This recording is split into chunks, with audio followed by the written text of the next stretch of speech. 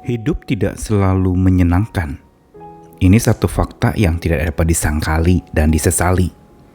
Karena kalau kita memandang hidup selalu harus menyenangkan, selalu harus sesuai maunya kita, selalu harus terpenuhi segala keinginan kita, maka sebenarnya kita siap-siap untuk kecewa.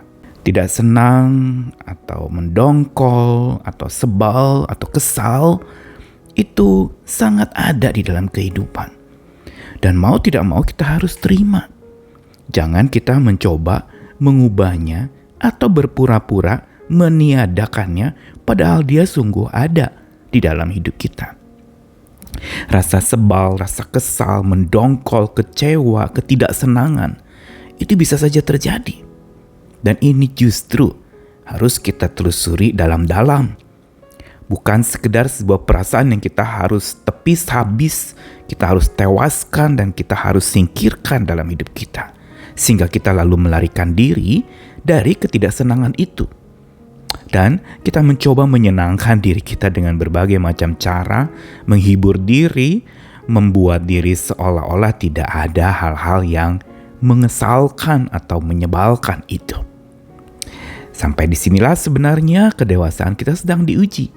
Justru bukan pada saat dimana kita sedang berkantong tebal atau beriman tebal atau punya keyakinan yang tebal, tapi justru saat hidup sedang dijejal dengan sebal. Disitulah diuji dewasa kita. Saya Nikolas Kurniawan menemani dalam Sabda Tuhan lagi. Hari ini menyapa kita dari Mazmur 132 ayat pertama, lalu dilanjutkan ayat 13 sampai 17. Nyanyian ziarah. Ingatlah ya Tuhan kepada Daud dan segala penderitaannya. Ayat 13. Sebab Tuhan telah memilih Sion, mengingininya menjadi tempat kedudukannya. Inilah tempat perhentianku selama-lamanya. Di sini aku Tuhan hendak diam, sebab aku mengingininya.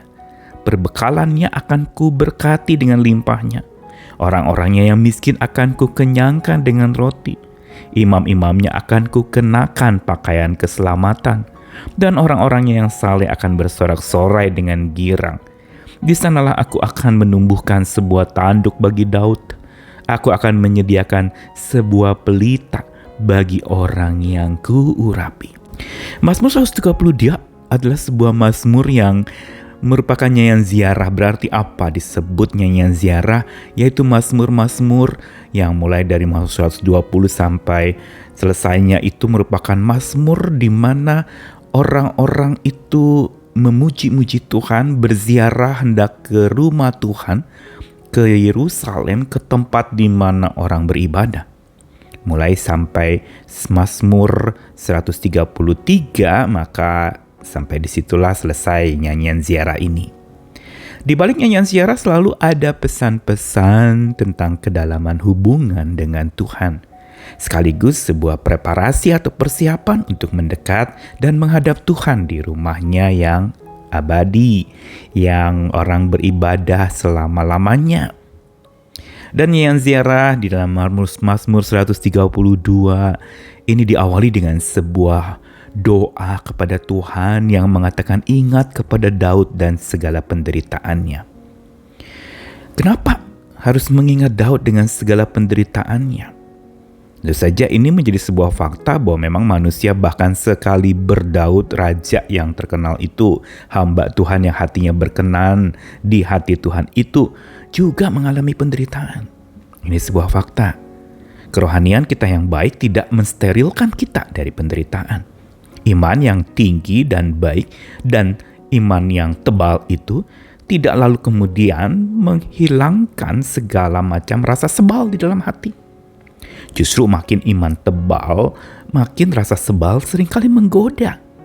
Dan menggoda dengan nakal membuat kita akhirnya jadi tambah sebal lagi.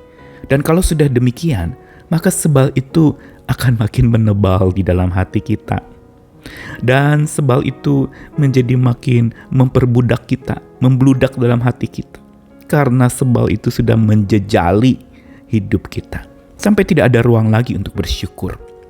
Ketika sebal sudah memenuhi hati dan pikiran kita, yang ada adalah sungut-sungut, marah, ingin balas dendam, kebencian, kepahitan, iri hati, cemburu, mungkin kecewa, bahkan tidak jarang karena tidak senang, karena sebal, akhirnya orang lalu kemudian mengambil langkah untuk menjadi nakal dan bersikap dengan sangat bebal dan bertindak.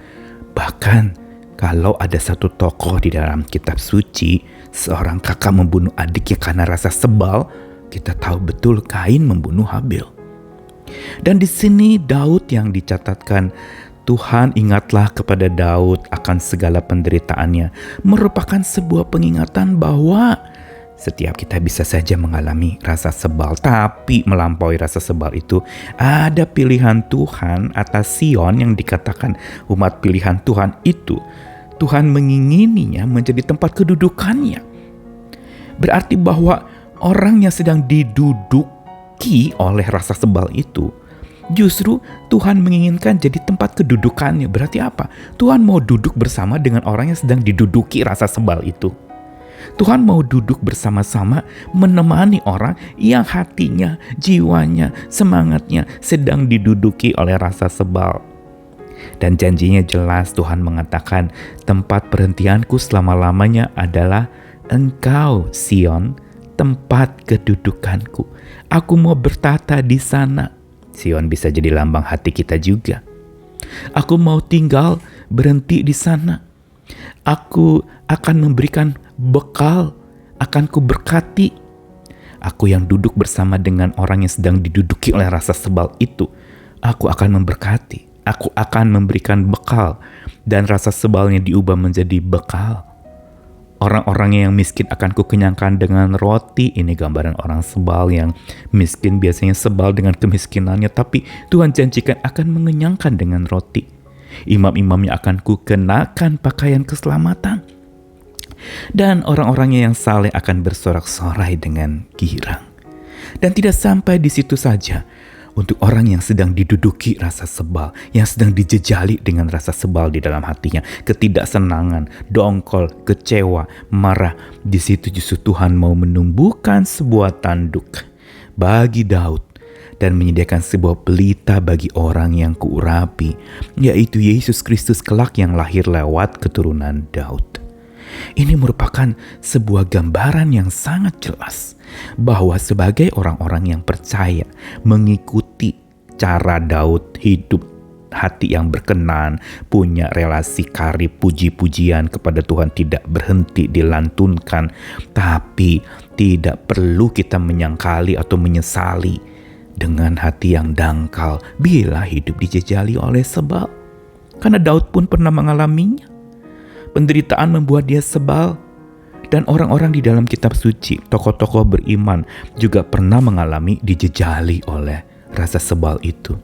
Ada yang menyangkali, enggak, saya baik-baik saja, padahal dia berpura-pura baik.